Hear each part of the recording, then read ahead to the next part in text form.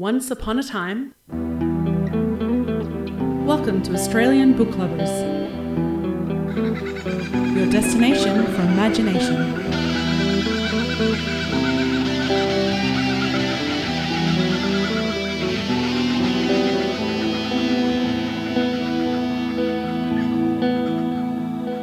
Australian Book Lovers acknowledges First Nations peoples and recognises their continuous connection to country, community and to culture.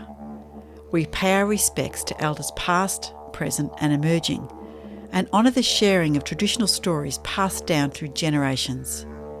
We're committed to a safe and inclusive welcome for authors and readers of all cultures and backgrounds, including people of LGBTQIA+ communities and their families.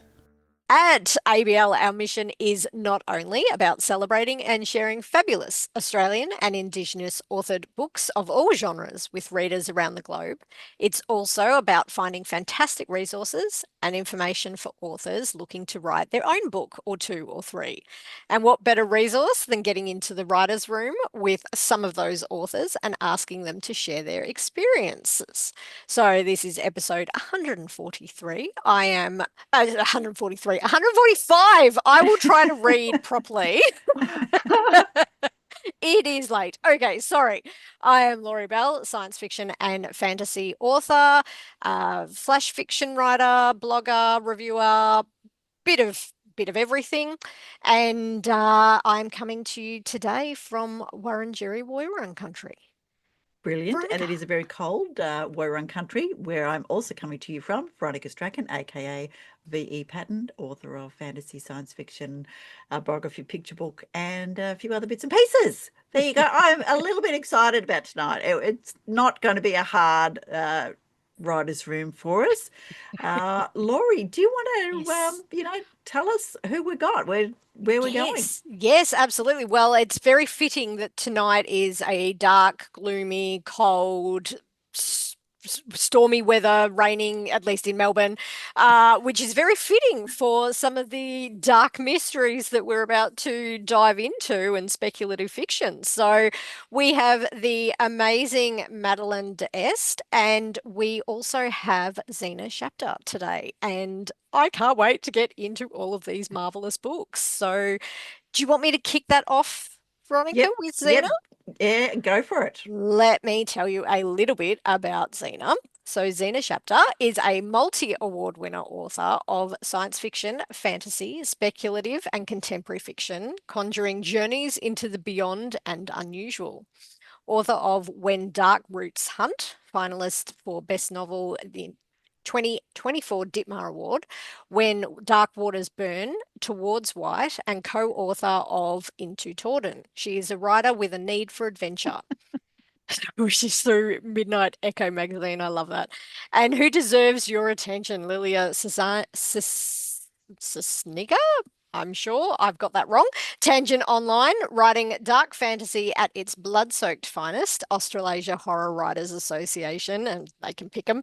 Cold and Brutal, Tor.com, and beautifully crafted and well-told stories that deserve to be read many times, Glenn Mills Short Story Prize.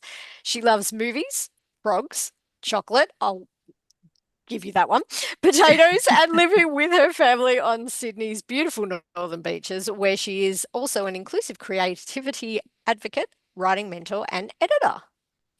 Hello. Hello, Zena. So, Zena, a whose great traditional intro, thank you. owners are up there in the northern beaches? Whose land are you on? I am on Garigal land. So is it dark and stormy and gloomy up there, the same as it is in Melbourne? It definitely is. It's dark and it's been freezing all day. Very cold. Very Cold fitting. and brutal, actually, I should say, after that intro. And shall I jump in with the blurb for Zena's Yes. book? We decided to do it a different go way, so excuse us if we We're trip a over bit each other a fumbly. little bit tonight. Yep. Yeah, go. The blurb for When Dark Waters Burn, dark fantasy, science fantasy. Stay out of sight. Stay hidden under the lake. Even as giant water ants scout the surface and deadly trees slop their hungry roots along the shoreline.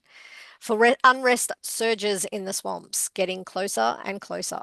Sulla will only be safe for as long as their ship's location remains a secret. But when a horrifying threat ignites close to home and the lakeside hill farms are forced to reveal a desperate truth, it unleashes a wreckage of terror and destruction on the world of Pollude. What Sulla fears most becomes irrelevant. All she can do is run and make one irrevocable choice after another. If she's to have any kind of future, she must fight to accept the collapse of her past. Hiding from it was never an option. Bum, bum, bum. Thank you. That sounds brilliant. For those that are only listening, I will just say that Zena was doing a great job at holding up all of her books as we went through that. I challenge that for you, Madeleine. I bet you haven't got all of your books handy. No, that's all right. No, we will. Oh, here they come! Yay! No, we'll put them up. All right, lovely. Madeleine, let me introduce our listeners to you. So Madeleine D'Este, originally from Tasmania. Madeleine now lives in inner city Melbourne, surrounded by books. That's life, isn't it, really? After studying law and seeing the world, now she writes speculative fiction and mysteries at night. Female-led, of course. In 2019, her supernatural mystery novel, The Flower and the Serpent, was nominated for the Australian Shadow Awards Best Novel. Her Australian Gothic novella, Radcliffe, by Dead Set Press, one of my favourites, received a 2023 Aurealis Award nomination for Best Horror Novella. When not writing, Madeleine enjoys podcasts, knitting, Fortiana, and I've asked about that before, indie films, kettlebells, and likes her coffee as black as midnight on a moonless night. Welcome, Madeleine. Thank you very much, Veronica. Whose land are you on tonight? Pardon? Whose land are you on tonight? Whose traditional owners? I am on Wiradjuri land of the Kulin Nation. Fantastic. Down in the beautiful Naarm, I will bet. Okay, let me tell you about Madeleine's latest book, which is called Black Soil, White Bread, a supernatural occult Melbourne mystery with a dual timeline and all folk horror. So, when Nancy reopens her great-aunt Agnes's award-winning bakery, she doesn't understand why the locals avoid her shop and why they call it the Witch House. After discovering an old recipe book in the shed, Nancy's muffins sell out. But when weird things happen and old rumours resurface, who can Nancy trust? And who is telling the truth? Folklore-inspired Black Soil White Bread is a supernatural mystery about community, loyalty, and the occult. There you go. All right. Fantastic. And, of course, both these authors have written other books. Madeleine's got Radcliffe, Bloodwood, Women of Wasps and War, The Flower and the Serpent, and The Antics of Evangeline, and plus short stories the same. And Zena has a number of books as well, anthologies, other bits and pieces. So you are people, writers of many talents, really. Very experienced and very knowledgeable. So I can't wait to ask you lots of questions. Thank you so much for those introductions. That was wonderful. It takes a while because you all have so much to write to share. Anyway, good. All right, Laurie, let's get into it. Yes. All right. So let's jump in then. So, okay. You've probably had this question half a dozen, a million, gazillion times. But when did you first admit to yourself that you were a writer? Madeleine, do you want to start with you? Oh, well, only just recently, I think.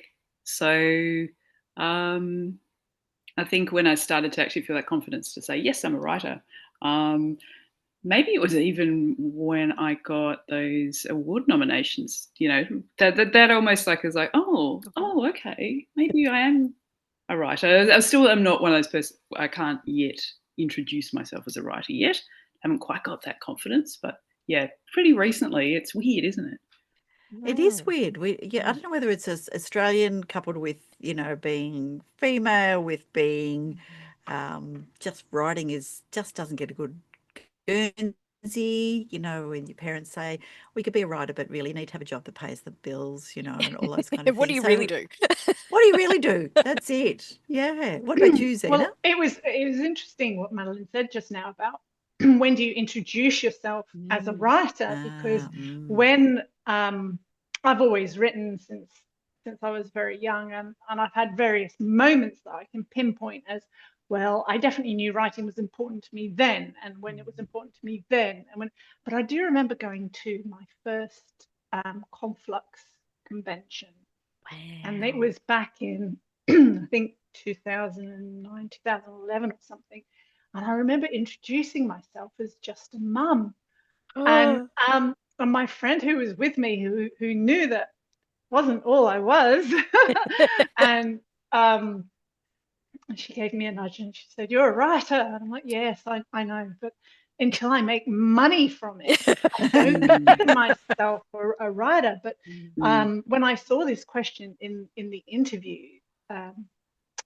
questions as being a possible topic, I thought, well, there was a moment when I had a theft from my purse, and I think I've spoken about that on a previous podcast when someone stole my bag. It had a poem in it, and I had to run after them because that was my poem and it was the only copy. And I needed it back. But yeah, Madeleine, you've kind of made me think of that concept of when do we admit we're a writer in a different way?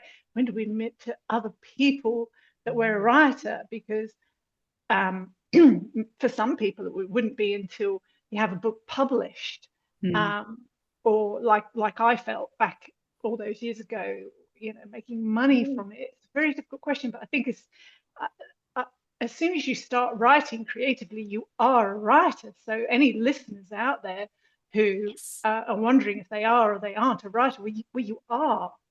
We all are if we value it. We need to just switch our brains onto that little positive thought. Yeah. All right. Yeah. Now, I'd love to sort of dive into the darkness a little bit. Let's begin with what inspired your latest book. So, Madeleine, tell us about Black Soil, White Bread, because, I love the quirky way your brain goes, oh, this is a story from this and this. Yeah, when I started to unpick that, I was like, oh my gosh, there's 50 different things.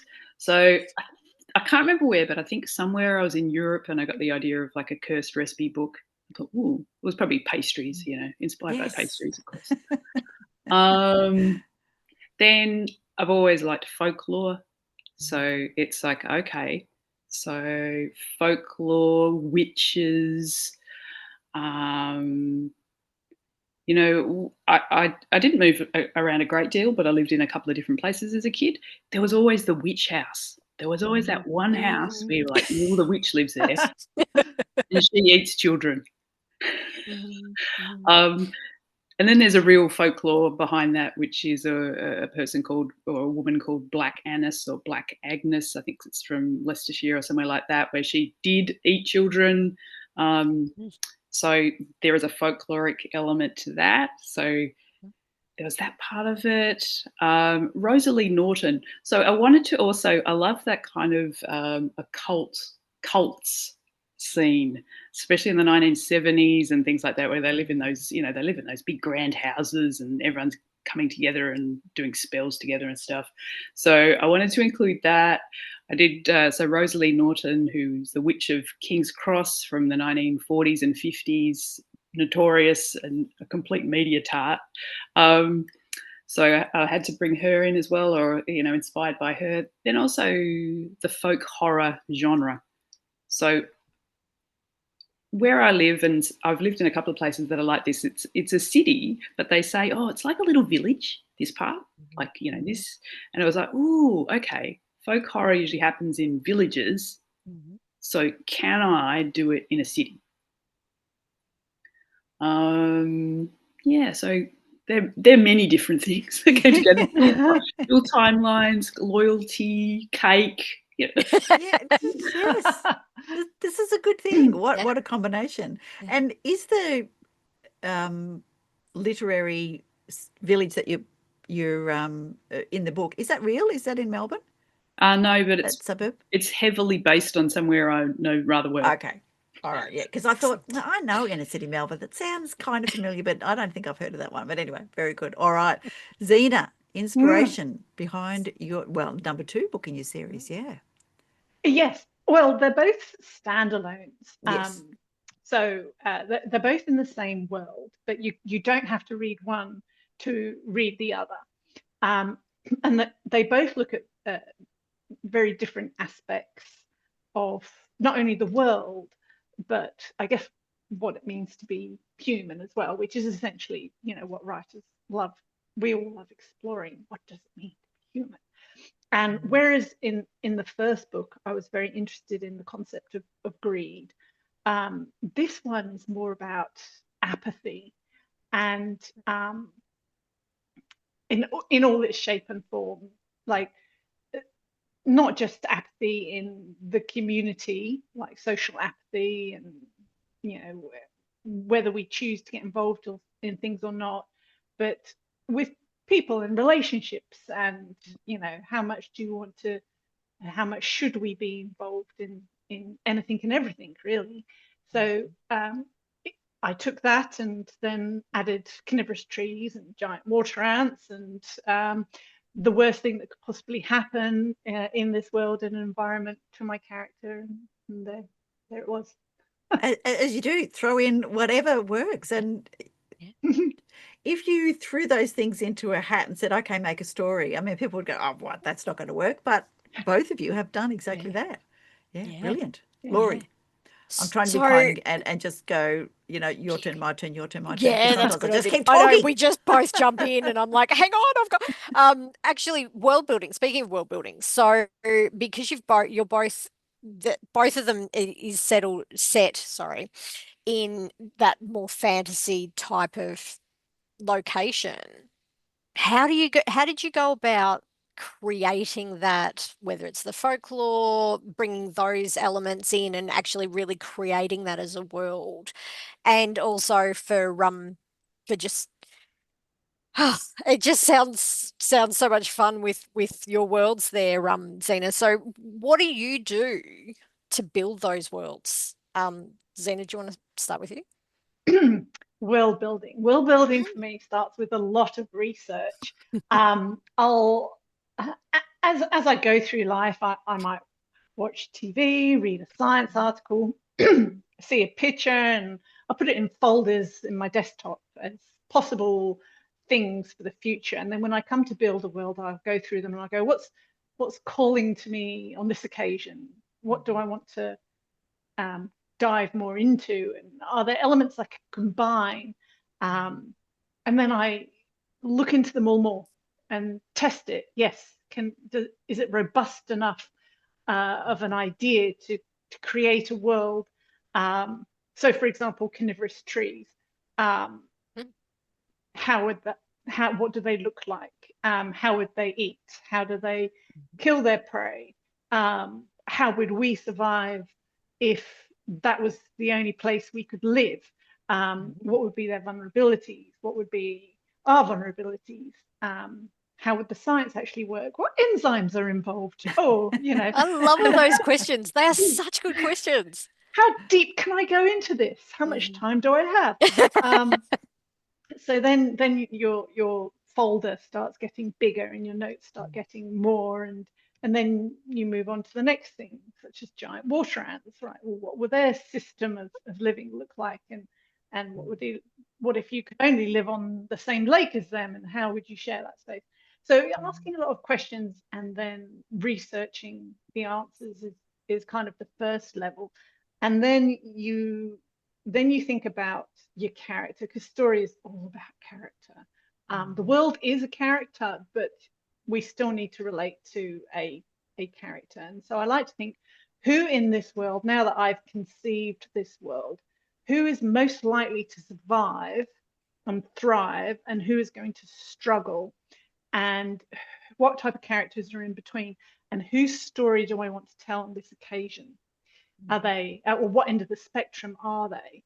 And what do they want? And then we start looking at the character. What do they want? What do they need? What wounds do they have? What lies are they telling themselves? And then you start to build the character from there.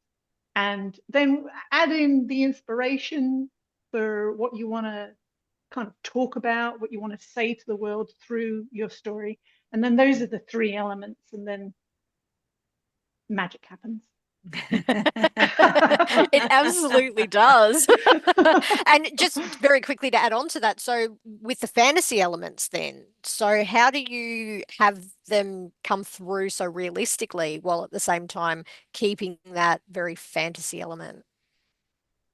Oh, well, that's the trick. It's all about integration because you have all these notes and you have so much knowledge. And the temptation, especially as if you're a writer just starting out, is you want to set up the world so everyone understands the world, and that's the temptation. But that is not what you do. You cannot do that. You cannot put everything into chapter one. So you, no. You have to focus on the character story and start very, very softly. Because if you put too much speculative terms and the environmental factors in, even in the first paragraph, you can't put too much in because readers want to connect with the character and they'll get in the way and they'll struggle to understand what you're talking about because they don't know. You've got all your notes, but they don't know, and that will get in the way. So you have to start very softly, try and start somewhere fairly familiar with a hint of where you're going with the speculative world, and you build. It's world building. It's brick by brick. So it's not going to be finished until the end when you put the roof on, the end of the story. So that's my approach, and then immerse yourself just in the character's story, breath by breath, and softly with the world building. That's fantastic advice. Oh, I'm so sorry to say, hey, Madeleine, your turn. How do you go about with your world building?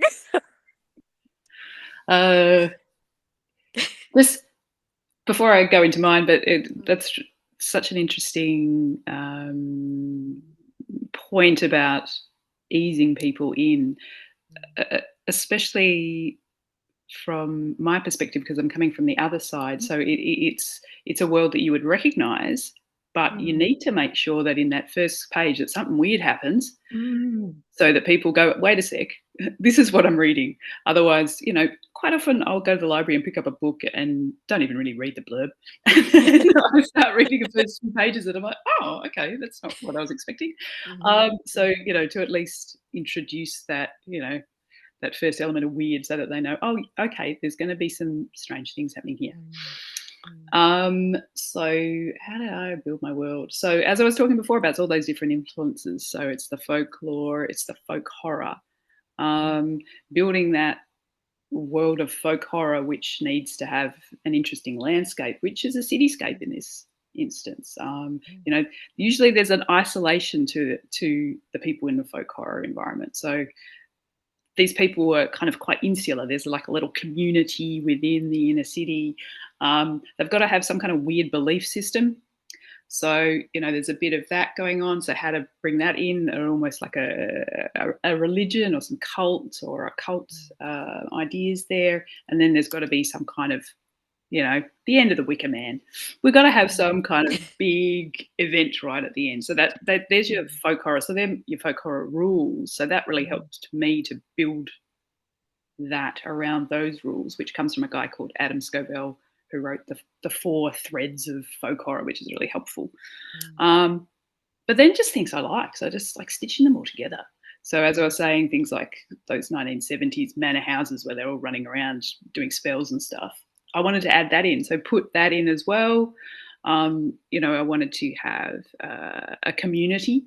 So, you had to have your different types of characters there. I wanted a dual timeline. So, looking at Australia from different perspectives. And building that. And also, as Zena said, just to bring in the actual, of course, the characters, but, having a great backdrop behind them. But then, of course, how do they relate to the strange things that are happening as well? Yeah. And the mystery, because I read your little opening to the new book, which you've got on your website for Black Soil, White Bread. And there's so much mystery just in those first few paragraphs. And question Agnes, did that little girl say Agnes? And then you're already thinking, yeah, she sure did. And that's very interesting that's happening.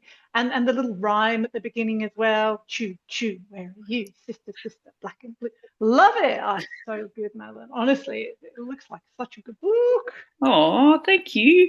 But yeah, that's harking back to those, the folklore of the school playground. Yeah, yes, which is that familiar, bringing the familiar in, but with a slight difference. Yeah. What is this about eating up little children? And how do you create the vibe? Because really with folk horror particularly, it's more of a vibe as you're reading than something very specific on the page. Is there something that you plan very purposefully to get that just creepy vibe just threading along underneath? Ooh. But I do strive for that dread. So that's the kind of horror I like. I like dread. I don't. Oh, look, there's occasional blood splatters are fine, but I'm not a slasher person. So I want to bring that dread in. So yeah, as you're right, it's the aesthetic as well as the vibe. But yeah, hopefully I did it. That's what I was trying to do. Oh, you did put me off, with Bloodwood. I was a bit spooky. You said the vampires just down the road from me, Zena, in, where I live. It's like, thanks a lot, Madeleine. It's great. And I love Tasmania, lived there for a couple of years, and she made that spooky and horrible too. It's like, right, okay, good. Everywhere. So, everywhere, that's right. There is horror everywhere. And I know folklore is one of your absolute loves. And do you still do Folklore Friday? Oh, no, on Twitter/X, which is now. But obviously there's research into folklore. Yeah. So Folklore Thursday. Folklore Thursday, sorry. It went away, now it's back again. So okay. I've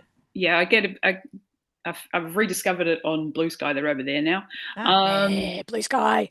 So yes, I love it. I also really like reading first-hand experiences of people who've had supernatural experiences, weird stuff, UFOs, Bigfoot, things like that, fairies. So I like to read those as well, so that I can, there's my research. That's tough research, I can see that. All right, let me just, because we are Australian book lovers, and I know, Zena, you've been inspired by the Australian landscape, but Madeleine, you also said a lot of your work's in Melbourne, in Australia. Tell us how you think Australia translates into a good story. What is it about Australia that makes a good story? And for you, why do you choose that setting?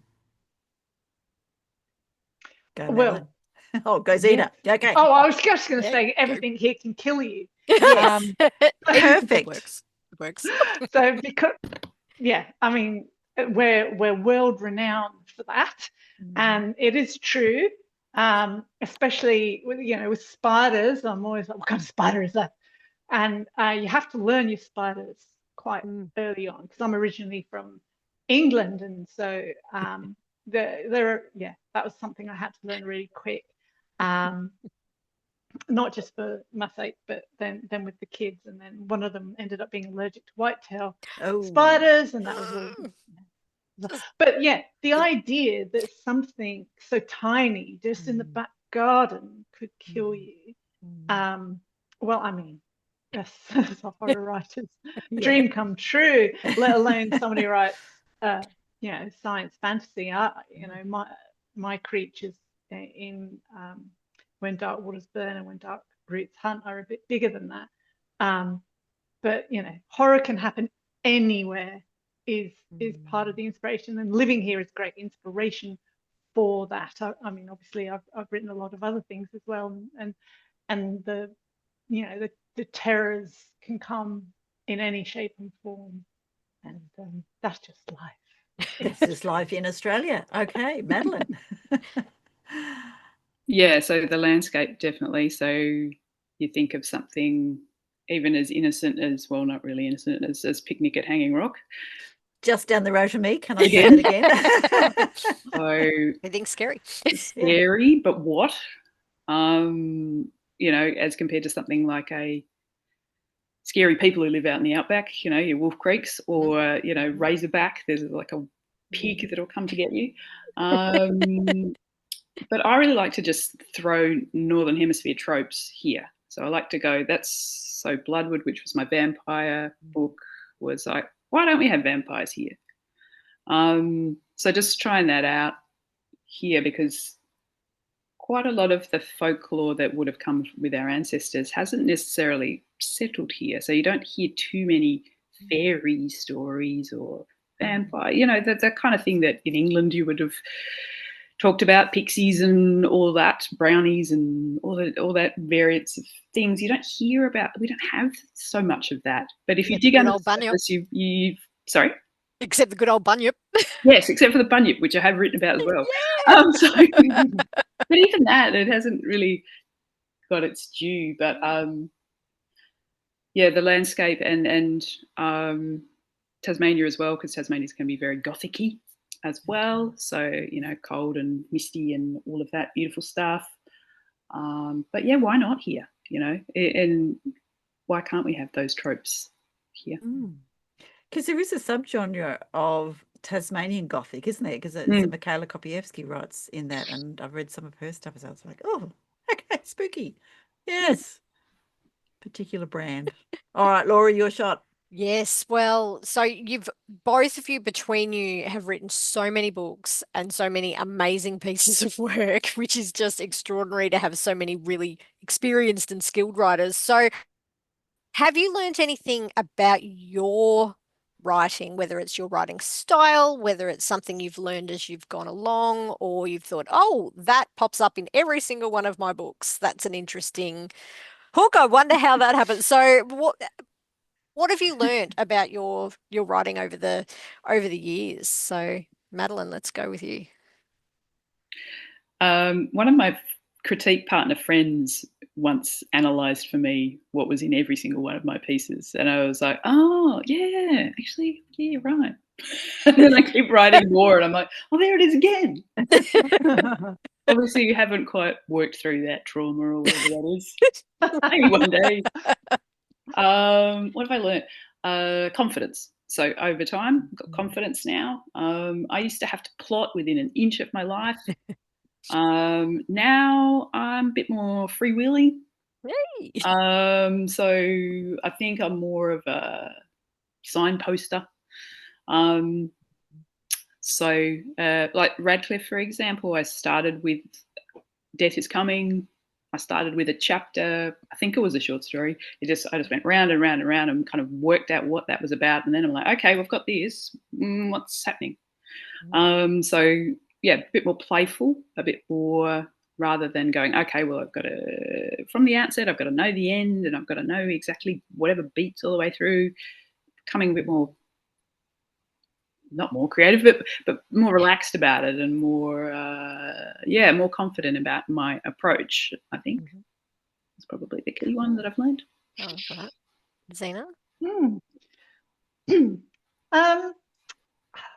Gosh, yeah, a central thread throughout all my work. That would be, I think it's pretty hard to name, but a few things that might pop out would be, I definitely seem to value personal growth in my stories, but I mean, maybe all stories are about change in some way. So although I might like that might be a cop out. I think there's a lot of issues of control in my books, trying to prevent others from having control over my characters. And I don't mean like in a dystopian way. I just mean that, the freedom to become who you want to be, to do what you want to do, think what you want to think, believe what you want to believe. I think that's very important.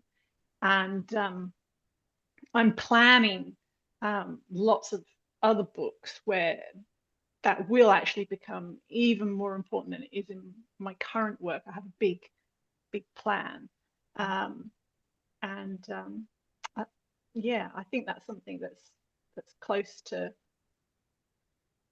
my intellectual heart, because I tend to, I guess, connect with people very cerebrally.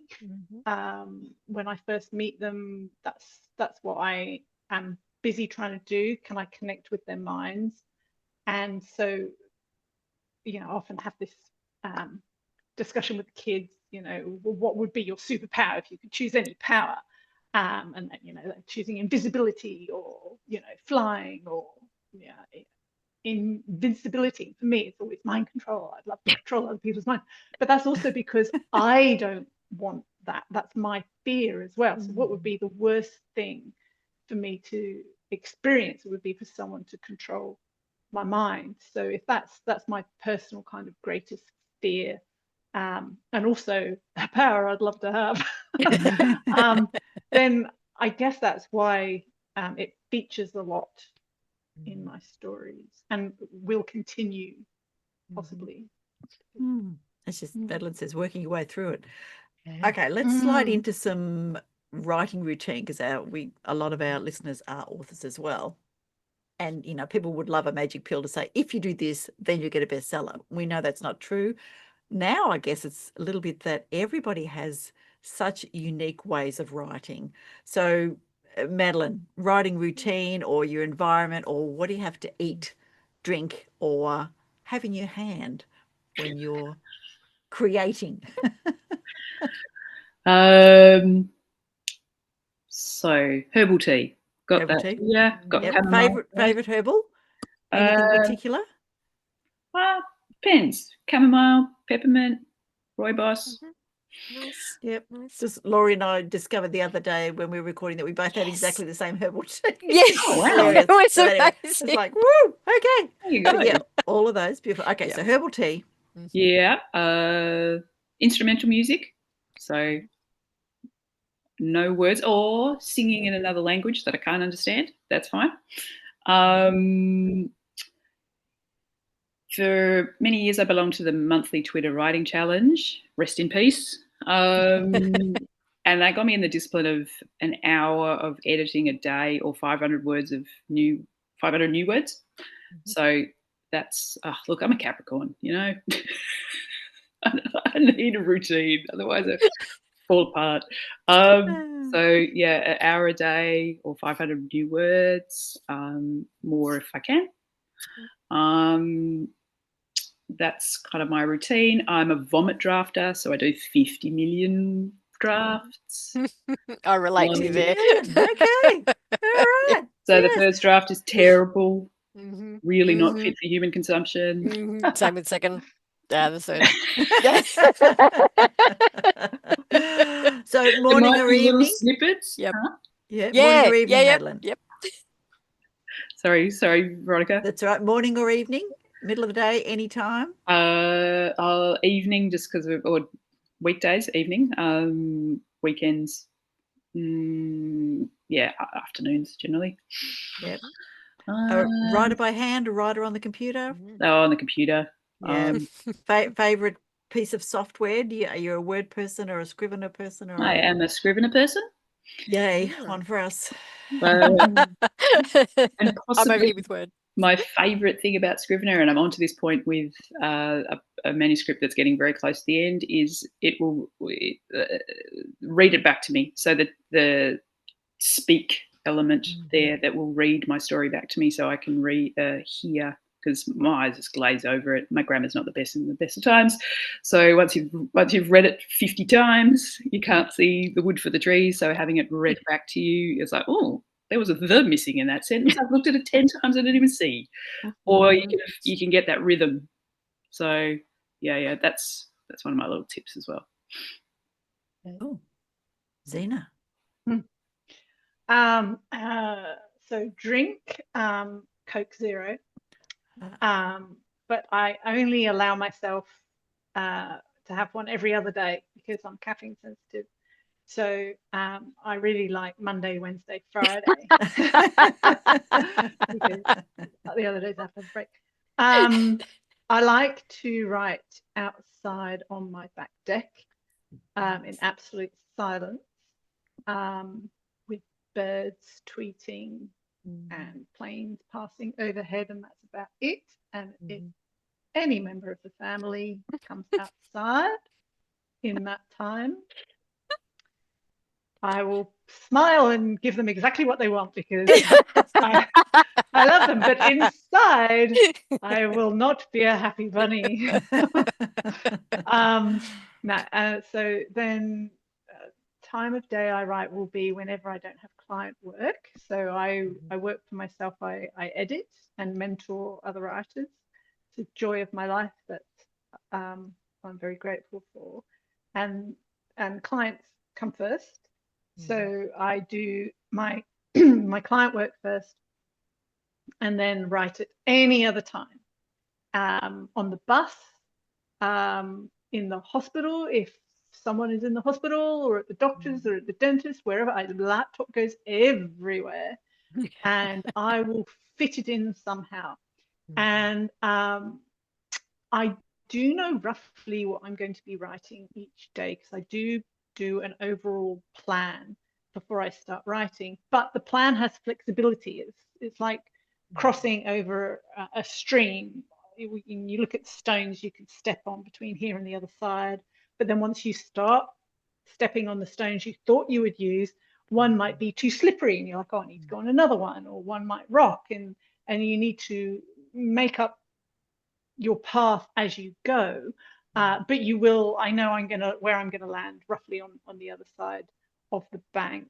So because of that rough schedule, I'll start each day or session, because it might not be every day, knowing roughly what I'm going to write, and kind of visualizing where my character was. Okay, so the last time I was here, my character had just done this, they're feeling this way,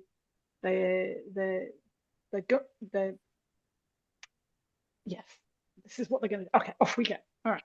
So then I start writing, and they will either do what I think they're going to do, or they won't.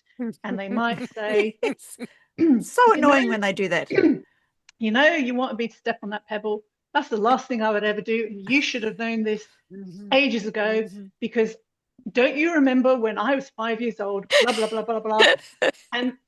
And even so, forgetting about the past, you know my personality, I'd never step on that stone. And then you have to rethink everything.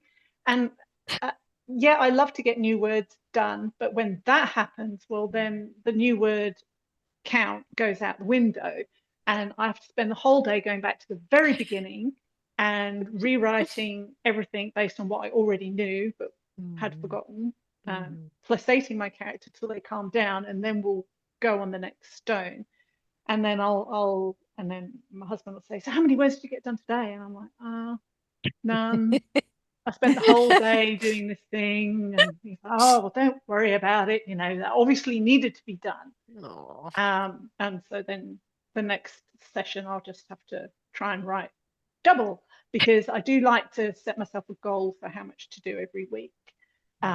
Depending on what I've got on, I'll set myself a reasonable goal, because without that reasonable goal, you can meander and procrastinate. And I think you need some kind of goal to keep you on track, to keep you producing your work and staying creative. Otherwise, you would just meander. And yeah. Story of my writing life. Meander, procrastinate, ho-hum. I was going to say that I had some characters once where, you know, going to that, not wanting to go to that stone, or going to a new stone, where I'm just riding along and I go, wait a sec, I think they're going to kiss. Wait a sec. Oh, yeah. Oh, okay. All right. That's happening now. All right. That seemed good. Okay. We'll have to go back and foreshadow that. I once had a character actually tell me no. No, I'm not going to accept that. And it took me about, I thought, oh, hang on, but I was going to have that moment be such a big moment, and you're going to take this thing and it's going to be amazing. And then no, he's grown and he's gone, no, I'm not taking that. I'm like, oh, okay. Now what do I write? So it is interesting when they tell you. Yeah. as you say that, Madeleine, then you've got to go and do some foreshadowing or whatever. Yeah. Yeah. Cheeky, bloody damn you characters. But it does make it interesting. Yeah. Yeah. So what's the And best? authentic. It makes them Yes. authentic. Yeah. Because that's when they're taking on a life of their own and really easing into themselves and the world as well. Yeah. Yeah. So what's the best response you've ever had to your writing? Madeleine?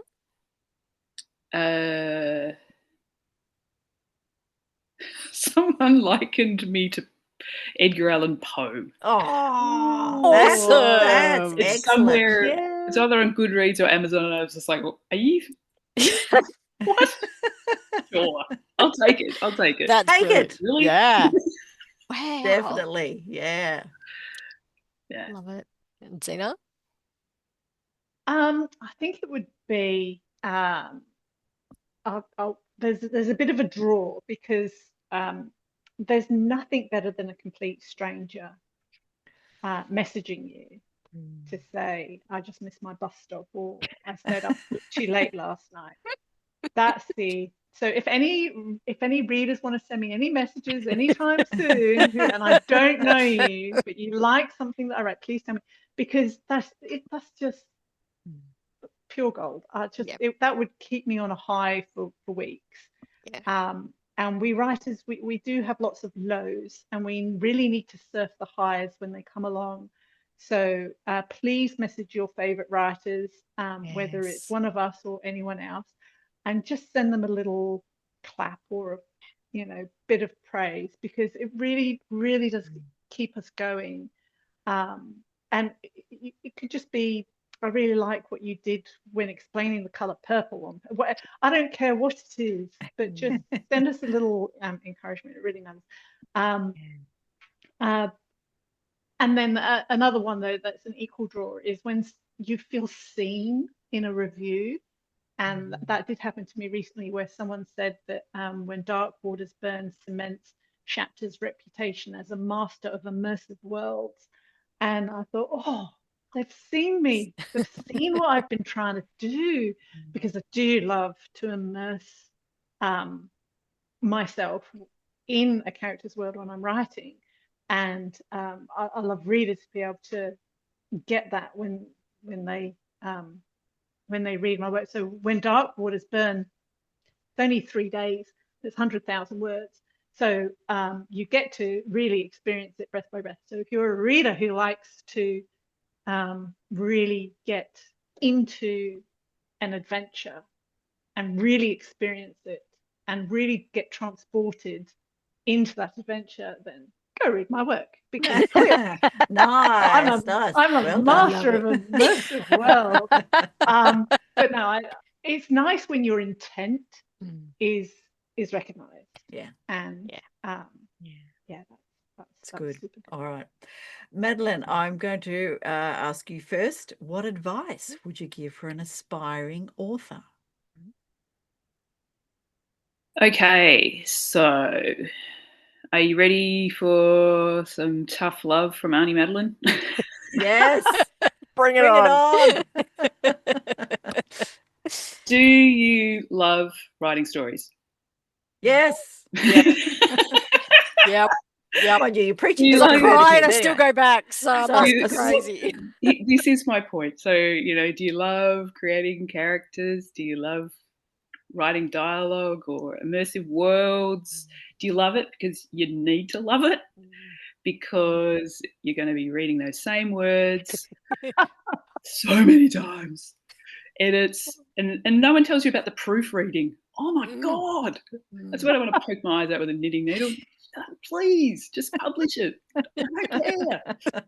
don't care. As we said, you'll be discouraged. You'll think it's pointless. It's a waste of time. You'll get a bad review. You'll get bad critiques from critique partners. Whew, they can hurt as well. It's hard work, but if you love it, you'll come out the other end. So my partner made this very very apparent to me because he's a pretty straightforward kind of guy. Anyway, tells it like he sees it. I'm having a whinge, and he's like, "Oh, you know, if it's so hard, why don't you stop?" Like, What? How rude. no. Excuse me. Oh, well, keep going then. That Don't would be so like rational. telling me not to breathe. Yeah. Oh my God. Exactly. So if you love it, you'll find a way. Yeah. But it's not the road to Oz, is it? It's not the yellow brick road paved with all of those things. Yeah. Okay. Good advice from Auntie Madeleine. So, Auntie it. Zena, what have you got for the aspiring authors? I will riff off what Madeleine said by adding to it, if you love writing, then start now. It will not be easier when you give up your job. It will not be easier when you retire. You will not have more time at any time. So start now. Start now and start anywhere, and then keep going. It's going to take a lot of time. And this is why it's very important that you love it, like Auntie Madeleine says, because not only will you be spending a lot of time with it, but you'll be spending a lot of time not doing other things. And you'll be sacrificing time that you might have been doing other things, and you will be writing on the bus and in the hospital and at the doctor's and in the dentist, because there will be so much you have to do in life, always.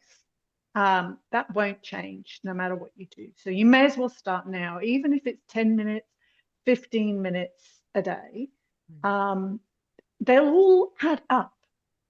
And then once you have something, there are people out there who can help you. You don't have to do it all alone.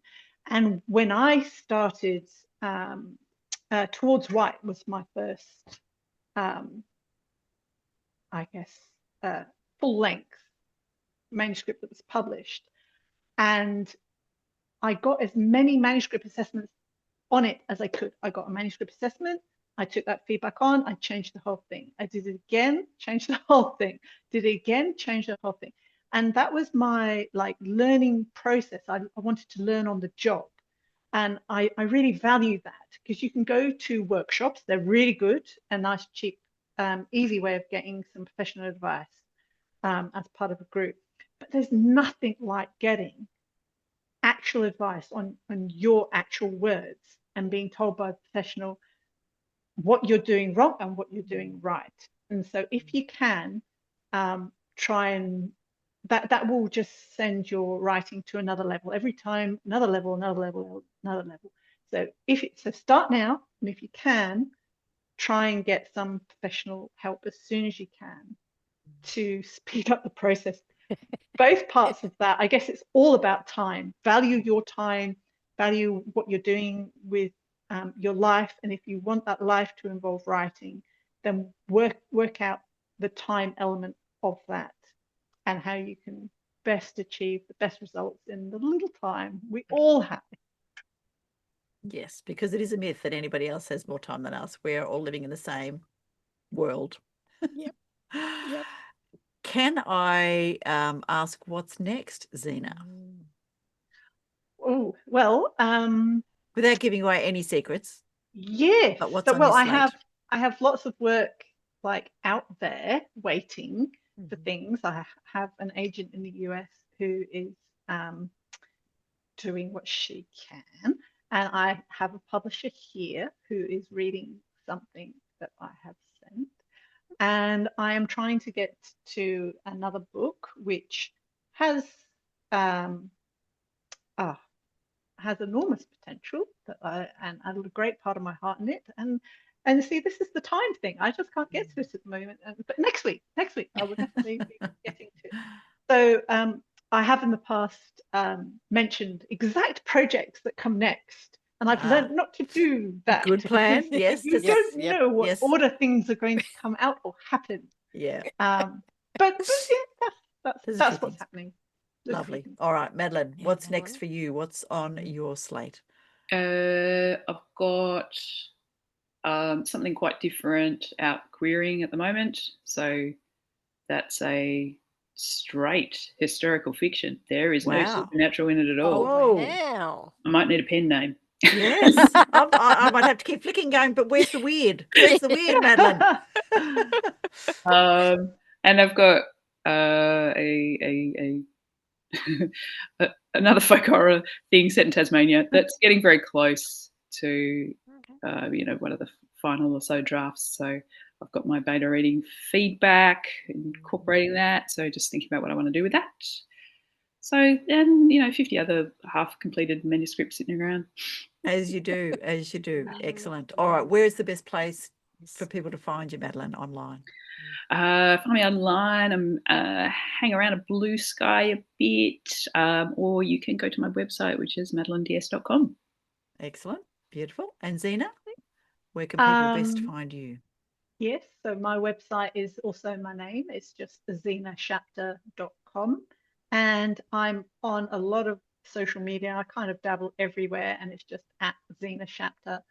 So yeah, I'm also on Blue Sky, on Instagram, Facebook, TikTok most recently. But it's the same handle everywhere. Luckily, it's good. Very good. Like that. Excellent to have your name organised. Yes, mine are a bit confused because I was business, and then it was pleasure, and then it was writing, and then it was all sorts of different things. All right. Laurie, one last question. Yes.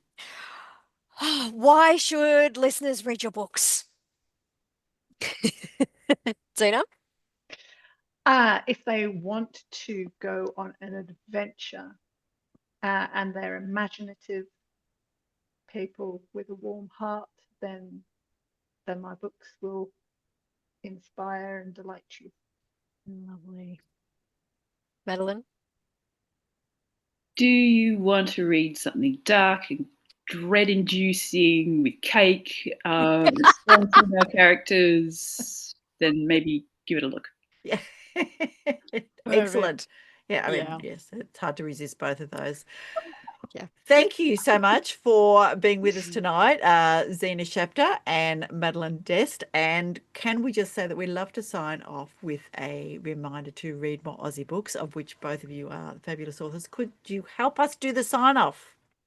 Are you ready? Yes. Okay, good. Remember to read more Aussie Australian books. Yay. Thank you all so much. Thank and ta-ra for now. Yes. See ya. Let's meet again when magic happens.